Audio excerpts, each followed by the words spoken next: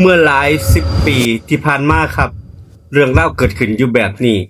อยู่ในหมู่บ้านน้อยๆแห่งหนึ่งของภาคอีสานมีผู้เฒ่าคนหนึ่งแท้บ้านเอิ้นละว่าลุงค่ำนี่สมัยที่เป็นหนุ่มๆเป็นคนใฝ่เรียนเราเข้าเรียนเวทมนต์คาถาสมัยก่อนครับตั้งแต่เรานี่เป็นหนุ่มเป็นแน่นเรียนทั้งคาถารักษาคนเจ็บคนป่วยเสกยาปอมนต์ถอนคุณไสย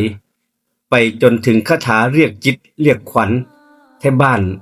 ศรัทธาเคารพนับถือเราอย่างยิ่งแต่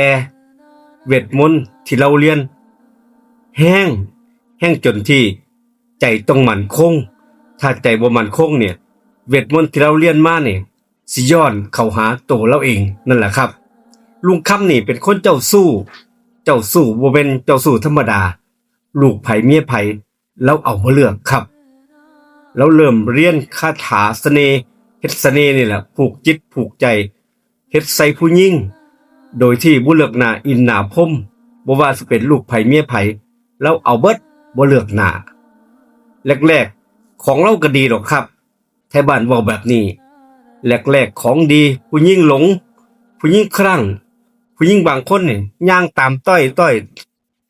ลุงค่ำยิ่งได้ใจตอนนั้น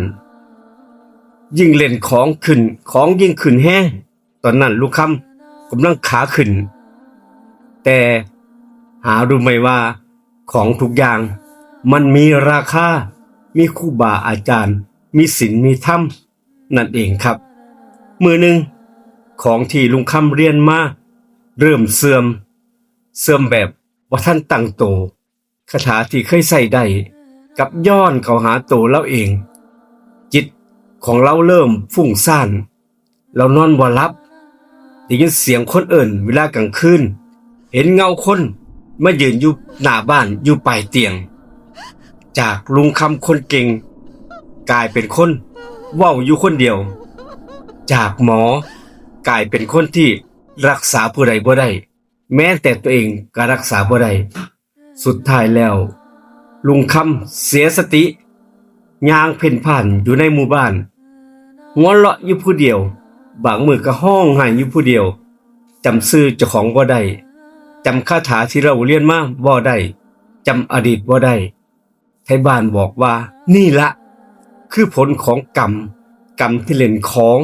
โดยที่บ่รักษาศีลบ่รักษาจิตวาจานั่นเองเวทมนต์บ่เคยทำให้ผู้ใดเลวแต่ใจคนเลวหากแต่เวทมนต์พาไปสู่ความพินาศนั่นเองและจนถึงทุกมื้อนี้ลุงคำก็เดินบ้าๆบอๆอยู่ในหมู่บ้านท้ายหมู่บ้านก็คืออดีตจอมอาคมนั่นก็คือลุงคำนั่นเองที่เคยมีคนกราบไหว้ทั้งหมู่บ้านมื้อนี้กลายเป็นคนบ้าไปนั่นเองครับคุณผู้ฟังฝากปักคอมเมนต์ใต้วิดีโอคลิปนี้เล่าโดยลุงลมเล่าลุงผีขอบคุณทุกท่านสวัสดีครับ